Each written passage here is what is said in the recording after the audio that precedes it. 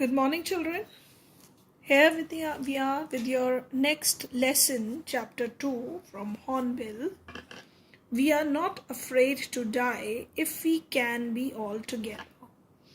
This is the chapter which is written by Gordon Cook and Alan East. Now, when we are continuing with this chapter, children, you should know some background of this chapter.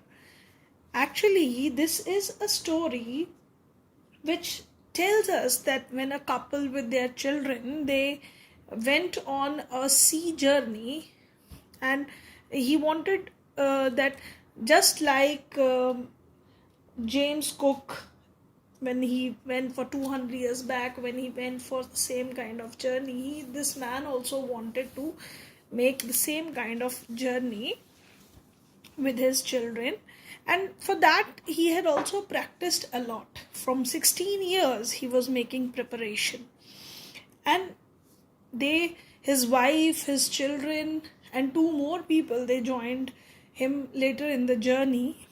This chapter reflects how they faced the difficulties in the sea journey. You know that sea journey is full of difficulties. It may be the big rocks, strong storms, fast blowing winds. That all is the part of a sea journey. So this man, how they face those problems and how they come out of it. They even faced a very dangerous situation in the waters out there. Now, before we start this chapter, I wanted to tell you that you will come across so many words which are related to sea journey or ships.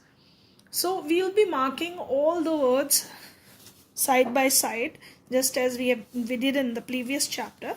So you all are going to mark these words, underline words, and then later write down in your notebooks. Now let's start with the chapter. In July 1976, my wife Mary, son Jonathan, 6, daughter Suzanne, 7, and I set sail for Plymouth, England, to duplicate the world voyage made 200 years earlier by Captain James Cook. For the longest time, Mary and I, a 37 years old businessman, had dreamt of sailing in the wake of famous explorer, and for the past 16 years we had spent all our leisure time honing our seafaring skills in British waters. Now this is the description, that who is this going on with the journey. He's a businessman. It is the time of 1976, and they live in Plymouth, England, and he was with his wife Mary, his son Jonathan, who was 6 years old, and his daughter Suzanne, she was 7 years old, and they started their journey from Plymouth, England. And they wanted to duplicate here means they wanted to repeat the journey. Just as the voyage refers to long sea journey, he wanted to repeat the journey just as 200 years ago James Cook has done a sea journey, complete journey of the world, around the world. So he also wanted to make the same kind of journey. Mary and I are 37. Now he is describing that he was 37 years old businessman, and he has always dreamt, his wife and he dreamt of sailing in wake of famous explorer. In wake of means he wanted to follow this famous explorer. Who was the famous explorer? James Cook. He wanted to follow this man, and from past 16 years they both were practicing for this in the British waterways, honing our seafaring skills. This means that they are improving their knowledge related to navigation, about the ship, its repair, all these things in the British waters near the Plymouth, whatever waters are there. So they were making themselves expert in sea journeys by learning the skills related to sea journeys. Our boat, Wave Walker, a 23 meters 30 tons wooden hulled beauty, had been professionally built and we had spent months fitting it out and testing it in the roughest weather we could find. Now, he says about his ship, description of his small ship is given. It is 23-meter length and 30 tons wooden hulled beauty. Wooden hulled beauty refers to it as a wooden boat, and it is very beautiful, and it was being professionally built. It's not made by them, but professionally it is built. So it was a strong boat, and they had spent months fitting it out. Fitting it out means furnishing it. Whatever they required during the journey, they were fitting all those things in it and testing it in the roughest weather we could find. So even in the bad weather, they were testing their ship. So all these preparations they were making from the past 16 years. The first leg of our planned 3 years, 105,000 kilometers journey passed pleasantly as we sailed down to the west coast of Africa to Cape Town. There before heading east, we took on 2 crewmen, American Larry Vigil and Swiss Herb Sizzler, to help us tackle one of the world's roughest sea, the Southern Indian Ocean. Now, first leg of the planned 3 years, leg here does not refer to the original leg which we have. The leg here is referring to the part of journey, and which they have planned in this whole journey is going to take 3 years. In the first part of the journey was very smoothly. They've gone through it, 105 kilometers journey. It was very pleasant as they were moving from the west coast to Africa to Cape Town. They moved to Cape Town, and then when they were heading towards east, they took 2 crewmen. Crewmen are the people who work on the boats. They were, I just had told you, they 2 other sailors were also with him. He was American Larry Vigil. He was American. Another is Swiss. He from Switzerland. Herb Sigler and they were there to help tackle one of the world's roughest sea. Tackle means they help them to handle the roughest sea. Which are the roughest sea? The Southern Indian Ocean. So they both were there to help them out. Now, on our second day out of Cape Town, we began to encounter strong gales. For the next few weeks, they blew continuously. Gales did not worry me, but the size of waves was alarming, up to 15 meters, as high as our main mast. Now, when the second day, when they were out from the Cape Town after 2 days, what happened? They encountered strong gales. Gales are the very strong winds which they faced. And next few weeks, these strong gales were continuously blowing. But it was not bothering this man that this gales were there, the narrator. It was not bothering the narrator, but the wave size was alarming because they were very high. It's up to the 15 meters. Highest as our main mast. Main mast is the top point of the sail on the boat. So it was that much high. So that was bothering the narrator. December 25th found us 3,500 kilometers east of Cape Town. Despite atrocious weather, we had a wonderful holiday complete with a Christmas tree. New Year's Day saw no improvement in the weather, but we reasoned that it had to change soon. And it did change for the worse. So, what happened on 25th December? And they were 3,500 kilometers away from the east of Cape Town. There was the atrocious weather here refers to very unpleasant weather which they were following. And they had a wonderful holiday complete with a Christmas tree. But this New Year Day saw no improvement in the weather. New Year Day is 1st of January, so there was no change in the weather. The weather was same as that. But what they thought, they were reasoned that it had to change soon. They were thinking that this weather is going to change soon. They were positive. But it did change for the worse. The change is not the positive one, but the change is worse. That means the weather become more and more dangerous and unpleasant. At dawn on January 2, the waves were Gangetic. We were sailing with only a small storm jib and was still making 8 knots. As she rose to the top of each wave, we could see endless, enormous seas rolling towards us, and the screaming of the wind and spray was painful to the ears. To slow the boat down, we dropped the storm jib and lashed a heavy mooring rope in the loop across the stern. Then we double lashed everything, went through our life raft drill, attached lifelines, donned oilskins and life jackets, and waited. Here, children, so many words are there related to the ship, so please pay attention to it. On January 2nd, what happened? The waves were very big, so but they were sailing with one only small storm jib. Storm jib is a small kind of sail which is used in the boats, and was still making 8 knots. 8 knots here refers to they were moving with the speed of 8 speed of nauticals mile per hour. This is a kind of speed which is used in the sea journey. So they were going with that speed. And what happened? The ship rose to the top of each wave. We could see endlessly enormous sea rolling towards us. So the sea was creating so many big waves, screaming winds. The sound of the winds was very loud, and spray was painful to ears, and the sound was really very alarming to their ears. So what they did to slow the boat down, they dropped the strong jib and lashed a heavy mooring rope in a loop across the stern. So they just put this strong jib down and a heavy mooring rope. Mooring rope is a used for tying the boat to the fixed object. So they wanted to tie it to the fixed object, so that it should be the stern, it should be the back part. There is a loop across the stern. Stern is the back part of the ship. They tied that. When we double lashed everything, went through a life raft drill.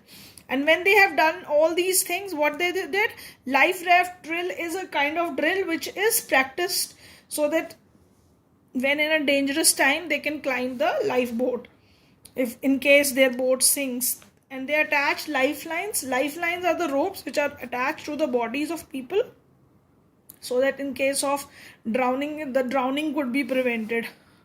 So they were doing all those drills and donned oilskins. Oilskins are the cloth, waterproof cloths, life jackets, and waited. They have prepared. That means they were all in a dangerous situation, so they were prepared with all the life-saving things.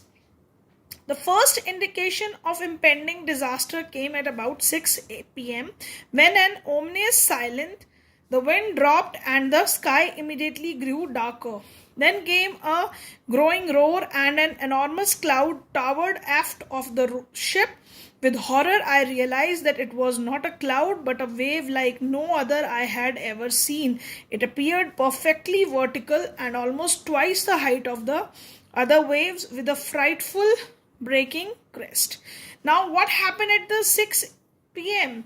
There was complete silence. Ominous silence means complete silence. Impending disaster refers to a disaster which they were expecting. So he was which is about to come. It is understood the disaster is going to come, and ominous silence, everywhere there is silence. Just as before the storm, there is complete silence.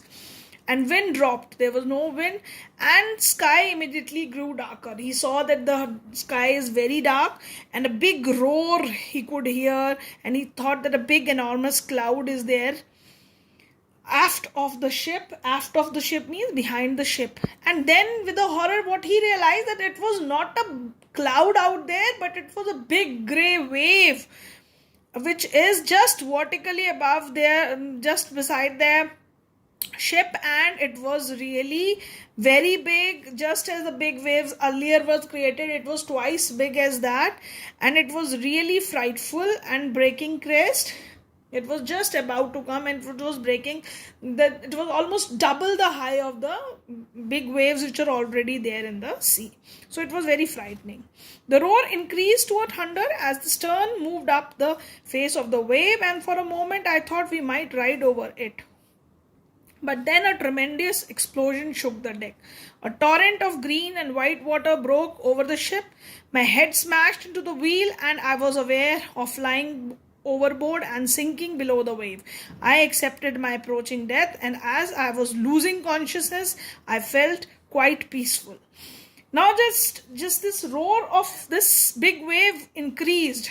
He was it was moving, and he know that this the moment he know that this is going to ride over them. There was a big explosion on the deck, because when this wave strike the deck of the ship, it was a big explosion. A torrent of green. Torrent here refers to, this is the big, strong, fast moving stream of water. Torrent refers to that. And it smashed over the ship, and his head was smashed into the wheel. It just suddenly struck over the wheel, and he was flying overboard.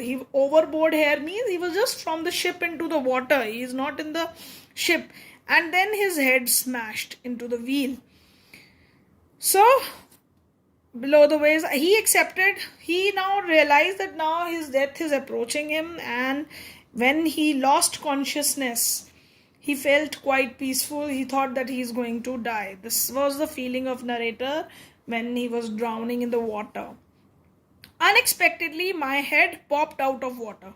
He was expecting that he was about to die, but what happened? Unexpectedly, his head came out of water. A few meters away, the wave walker was near capsizing, her mast almost horizontal. And then he saw that wave walker, this is the name of his ship, it was nearly capsizing. What it was doing? It was overturned little bit. His mast was almost horizontal. It was a little bit turned. Then a wave hurled up upright, and then again a wave struck the boat, and it was now straight. My lifeline jerked taut. I grabbed the guardrails and sailed through the air into the wave walker main boom. Now, as his body was tied with ropes to the ship, so that saved him.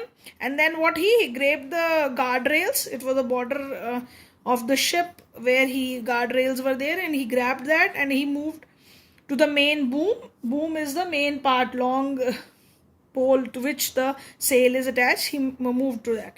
And then what happened? Subsequently, wave tossed me around the deck like a rag doll.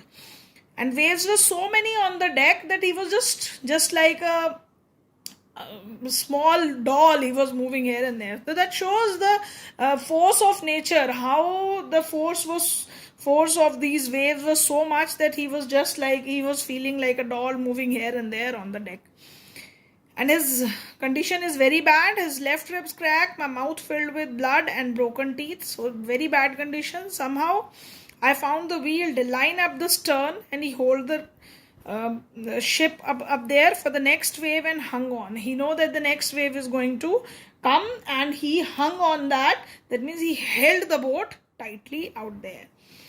Water everywhere. I could feel the ship had water below, but I dared not abandon the wheel to investigate. He know that everywhere there is water, and he could feel that ship. In the ship also below there is all there water, but he cannot leave the wheel. He cannot leave that wheel to investigate, so that he can go anywhere. So he cannot leave that. And then what he did? Then suddenly the front hatch was thrown open and Mary appeared. Hatch here refers to the front door, the door which is below the deck. He saw that his wife appeared there. We are sinking, she screamed. She was in a panic and she was screaming. The deck are smashed, we are full of water. She told him that the decks are broken and there is everywhere there is water and water. Take the wheel, I shouted as I scrambled for the hatch. Now he simply said to his wife that just hold the wheel, a steering wheel, and he shouted, I scrambled for the hatch. He wanted to run for the hatch. He just wanted to go to the deck. Larry and Herb were pumping like madmen. Larry and Herb were there, these crewmen who were also there, and they were pumping like madmen, means they were also in a panic. Broken timbers hung at a crazy angles. The wooden planks were everywhere. The whole starboard side bulged inwards. Starboard side is the right side of the deck, and it was bulged inwards. That means it was smashed very badly. Clothes, crockery, charts, tins, toys sloshed about in the deep water. Sloshed here means they were moving very noisily in the water, because everywhere there is water and the things were there in the boat of their use. It may be the charts, crockery, clothes, everywhere they were in the water. A half swam, half crawled into the children's cabin. He just, some of the part of the ship, he swam and then crawled, and then he went to the children's cabin. Are you all right? I asked. Yes. They answered from an upper bunk. They were on the upper bunk, means upper sleeping berth. They were sitting there, because down there everywhere is water. But my head hurts a bit, said Sue, pointing to a big bump over above her eyes. So there was a big bump above her eyes, and she told her father that it is hurting me. I had no time to worry about bumped heads. Now the father was not worried about the small injuries, but he was more worried to save his children. After finding a hammer, screw and canvas, I struggled back on deck. He searched for hammer, screws and canvas, because he wanted to save the ship first, then only others could be saved. I struggled back on the deck. With the starboard side bashed open, he know that the right side of the boat is totally broken up. We were taking water with each wave and thus broken over us, because that side of the boat is broken. So the water was, with every wave, a lot of water is coming into the ship. If he couldn't make some repairs, we could surely sink. He know that if they are not going to make repair in the ship, their boat is going to sink. So somehow I managed to stretch canvas and secure waterproofing hatch covered across the gaping hole. So wherever the big holes were there, he put a canvas, this waterproofing cloth above it, so that less water enters. Some water continued to stream below. Some water was coming, but most of it was now deflected over the side. So the water was coming. It's not that the whole water, but most of the water is going back. Due to this covered waterproofing canvas which he put there. Some problem across when our hand pump started to block up with the debris floating around the cabin, and the electric pump short circuit. As what problem arose? Because there were hand pumps there, because a lot of things were there on the deck. So these hand pumps were blocked because of this debris. Debris refers to the broken things out there, and there was a short circuit and they stopped working. And then what happened? Obviously the water could not be thrown out of the ship. So what happened? The water level started rising. Back on the deck, I found that our two spare hand pumps had been wrenched overboard, along with the forestay sail, the jib, the digshees and the main anchor. Now what happened when he went up there on the deck? There were two spare hand pumps also there, which were wrenched overboard. Wrenched here means they were removed and thrown overboard, because there was a long sail, jib and the dingshees and main anchors, because dingshees are the small boats out there. So due to that they were overthrown. Then I remembered we had another electric pump under the chart room floor. Then he is having a lot of knowledge about his ship. He know that there is electric pump there in the chart room. Chart room is a room where charts are kept. I connected it to an outpipe and was thankful to find that it worked. Now outpipe is a kind of a drainage kind of pipe from the ship, which is going to throw water from the ship outside there. So this out pump started working, and he was very thankful for that. The night dragged on with an endless, bitterly cold routine of pumping. Now whole night this endless work was going on, because the pumping of the water to be done, steering and working the radio. He wanted to make the radio right so that they can make the helping calls, steering the ship. We were getting no replies to our mayday calls. They were making mayday calls, are the calls which are radio or telephonic calls, which helps to secure people from, so that if you are in an emergency in a sea journey, you can give this call to the nearby ships in a very dangerous situation, and they help you out. So they were not getting any replies to this kind of calls, which was not surprising in this remote corner of the world. And this is the part of the world where less ships might be traveling, so that's why they were not getting any response from that. Sue Sue's head had swollen alarmingly. She had two enormous black eyes, and how she showed us a deep cut on her arm. Now, this daughter of the narrator, his head was swollen very much, and there were two big eyes, and now showing us deep cut, and she also showed them a deep cut on her arm. When I asked why she hadn't made more of her injuries before this, she replied, when the narrator asked his daughter that why she didn't tell me about these injuries earlier. So she said, I didn't want to worry you when you were trying to save us all. So this daughter of narrator also is here, she is showing the quality of a very brave girl, where she find that when her father was very busy in saving their life, she didn't mention the problem which she was having at that time, that she was having injury. She don't want to bother her father at that moment. So this shows that the children were very strong and they don't want to bother their father. So we are going to end this chapter. To this part of the chapter, we are ending it today in this lecture.